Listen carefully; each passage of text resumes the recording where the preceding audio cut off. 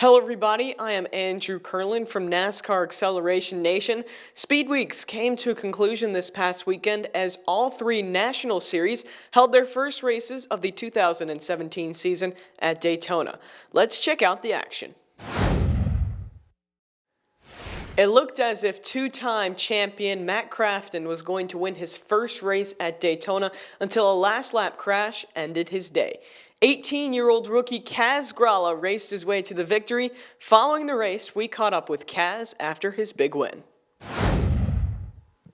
Oh man, I can't even tell you. The whole last 20 laps for me was wild because on lap 79 my radio cord came out, so I was driving blind there for the last 20 laps. I finally got it plugged in for the green-white checkered, and everything went wrong ahead, so I'm so glad I did. My spotter, Eddie DeHunt, helped me through that. But really, it's all about GMS Racing. It's about Jerry Baxter, the number 33 team. The Keklo Chevy was really fast this weekend, and that's what it took. We were able to keep ourselves up front all night long, and luckily things played to our favor at the very end. I was pushing Timothy Peters through 1 and 2 really tight. I saw stuff go wrong, and I just kept the throttle pinned and tugged it left and just hoped everything was going to come out all right, and it did. So that's all you can ask for. My team put me in position to do that, and that's really what it takes. So I could not be more proud of everybody around me.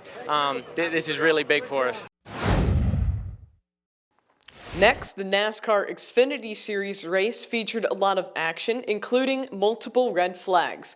But at the end of the day, it was young gun Ryan Reed who had to hold off hard-charging veterans such as Casey Kane, Austin Dillon, and Brad Keselowski to take his second career checkered flag at Daytona. I knew we weren't out. Every time luckily every time we went through the grass, didn't hit any walls or anything. So it was just, dents and bruises, stuff that's, especially at a speedway, easy to deal with.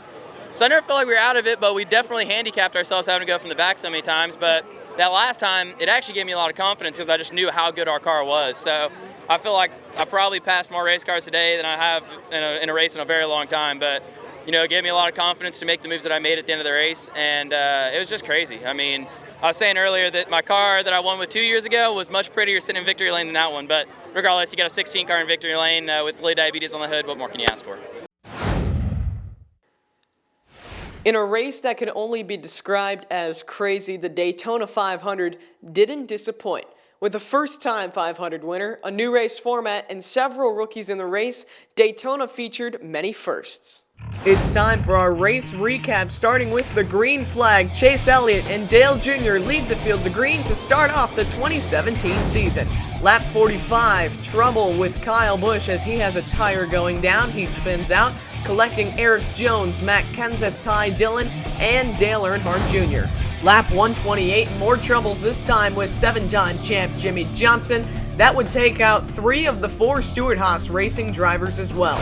But don't count them all out yet. Final lap, Kurt Busch around the outside of Kyle Larson. This is a last lap pass, and Kurt Busch will win the 59th running of the Daytona 500. This is Busch's very first Daytona 500 victory. Here's what he had to say after the race. I think the only word to describe that race was crazy. My goodness, Kurt. I was told I could only get one question, so I'm going to make it a good one. The Daytona 500 is yours. How does that feel? Well, I'll help bring out your question into another answer. I mean, this is an unbelievable victory to be able to win at Daytona.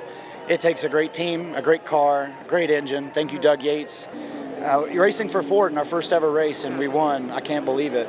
And just all the teamwork and the camaraderie to build up all of our cars and switch them over to Fords this offseason, that's the best feeling in the world. Teamwork, that's what this was about.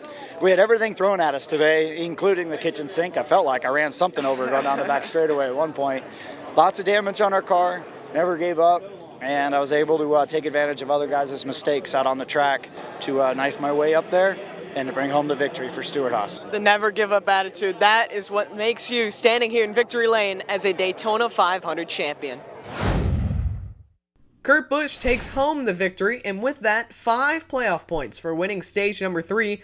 Kyle Busch and Kevin Harvick were both awarded 1 point for winning stages 1 and 2. What a great weekend it was at Daytona, and a fantastic way to start off the 2017 season. I'm Andrew Curlin for NASCAR Acceleration Nation. I'll see you next time.